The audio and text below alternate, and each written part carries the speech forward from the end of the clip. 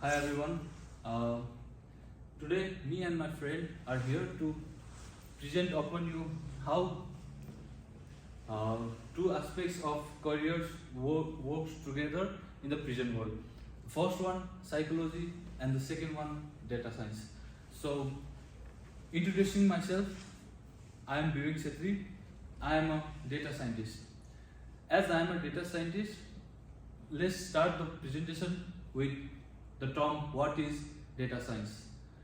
Talking about the data science, it's an umbrella concept in which data science includes data visualization, machine learning, traditional research, software development, and many more.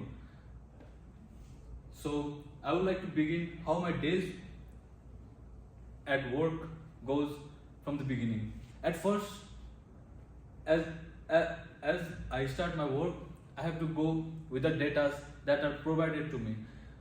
So when the steps are taken and when I'm provided with the data, first I receive the data and I store the data, and the most important and the time consuming thing is I have to clean up the data that are provided. So while cleaning up the data that are provided, it takes 80% of our time in doing it. So when the data are received, clean, and are ready to go along with it, I take another step, that's the exploring the data. While exploring the data, I go over the patterns and the trends that the data are in and work through it to find the perfect solution for the data. Along with it, I go through the step that's called model building, which is the important one for the data. While as model building is the core part of my job, it takes an important steps for the data to find the perfect solution and the perfect outcome for it. So when I'm done with the model building, I go the further step and take the step that's called communicating with the data. So in this step, I analyze the data, I see that it is perfectly solved, and bring out the reports that can be in the form of graphs, presentation, and many more, so that me and my colleagues will understand each and everything in a perfect manner. As I have talked how my days goes on, I have to face many challenges and limitations while working with the data. So the first challenges that I face is data quality. When I receive the data can be incomplete, bad data, biased one, and inappropriate. So it takes more time for me to classify the data and make it in a good form so that it can bring out the productive outcome. Along with it, sometimes, or I must say most of the time, I receive big data. So when I receive those data, I face problems in storing it and carrying forward, as sometimes my computers doesn't support it. So along with it, sometimes I face difficulties and problems when I'm not up to date with the new technologies and tools used in data science. So when I'm not in the up to date form, I feel hard in balancing the data and the technologies used in it. So along with it, the most common one and hard for the data scientists to work on is when we are unable to understand the context of the data to bring out the conclusion from it. So for example, it can be data from the hospitals or from the consumers behaviors and many more. So this is how a data scientist works in a daily day-to-day activity, and involve in bringing out the conclusion from the data. Secondly, I would like to invite one of my mate who is also a psychologist to carry forward and present more in front of you guys. Thank you, Vivek. Hi, my name is Rabina Acharya. I am a psychologist. Today I am going to explain certain roles and responsibilities of a psychologist. There are different types of psychologists, such as behavioral, clinical, or industrial and organizational psychologists and therapists. Behavioral psychologists help us to understand human emotions, thoughts, and behavior, diagnose disorders, and provide treatments. Clinical therapists support individuals who are struggling with their mental health conditions such as anxiety, depression, or panic attack, or individuals who are going through tough times in their life. Therapists help recommend us some self-care strategies and provide therapy. And industrial and organizational psychologists focus on the overall health of employees in the workplace to improve overall work environment, including job performance, communication, and safety. But the job itself can also be challenging. We listen people's deepest struggles, which can be emotionally draining for us. And irregular working hours, such as working in the evenings or weekends, make us hard to balance our work and personal life. And the job sometimes can be also safety concerns while working with the people in traumatic situations. We also face challenges such as working as small or less diverse groups, or spend a lot of time to collect and analyze data to predict future behaviors. Or we find it difficult to spot and measure critical patterns. Many psychologists interventions are resource intensive, and so that we cannot scale that for large industries or large populations. And there are also challenges in combining data from different models like physiological, behavioral, or genetics. And we also face challenges like traditional methods do not capture dynamic changes in behavior or mental health.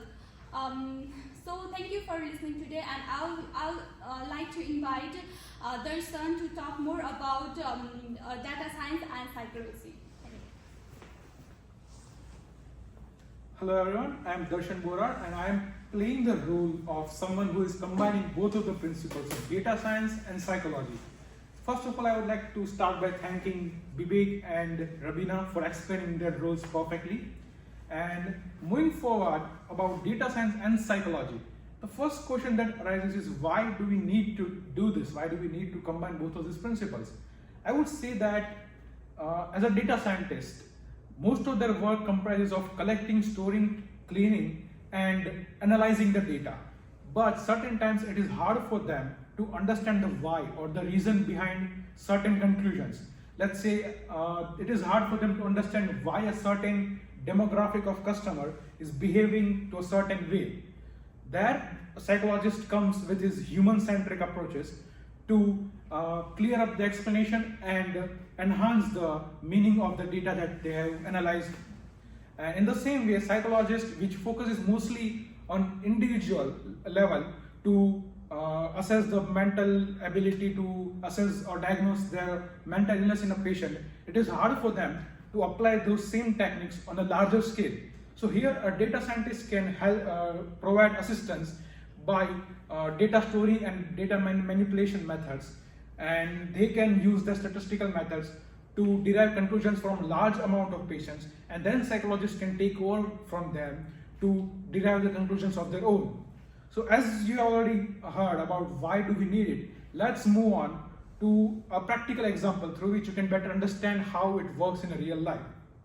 Now, first of all, I would like to see that the example that I've shown over here is just a small scale example, but on a larger scale, powerful tools like Tableau and Power BI of data science aspects can be used to derive conclusions for a much larger amount of demographic and much larger amount of people.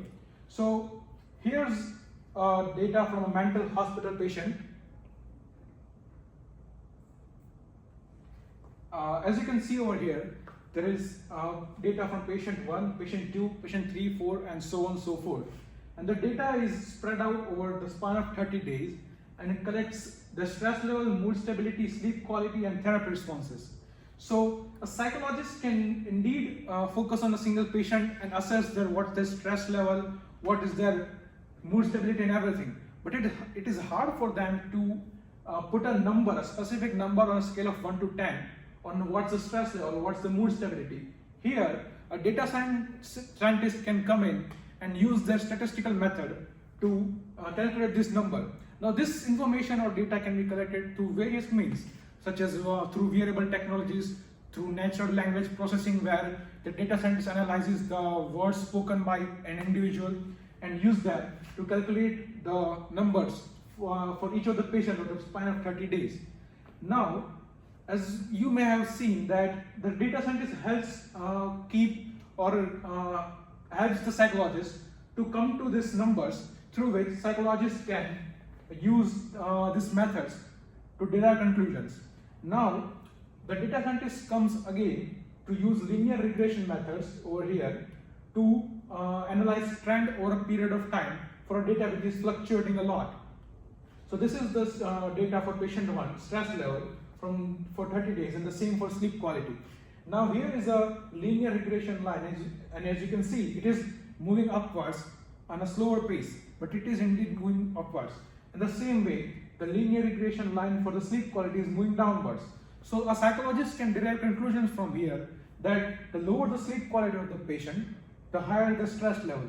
So they can intervene at that point for the patient to increase their sleep quality or to consult them about it, and as a result they can reduce the stress level for the patient.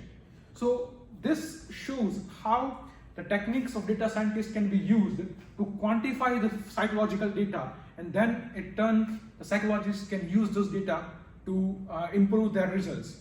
Now another example that I would like to give here is a chess. So many of you might play chess in online from chess.com. So they have a very powerful data analysis model which also uses psychological aspects to see if the players that are playing in a single match are using AI bots or chess engines to cheat or not. Because in an online match there is no one to see if your opponent is playing fairly or not. But through the use of these analytical models which uses psychological insights, it can see that whether the person playing will play the same move, or whether the human would play the same move here as the bot did, and through which many cheaters or players who are using unethical means to win the games have been caught over time. So this just goes to show how in the real life this method are still in use in many places.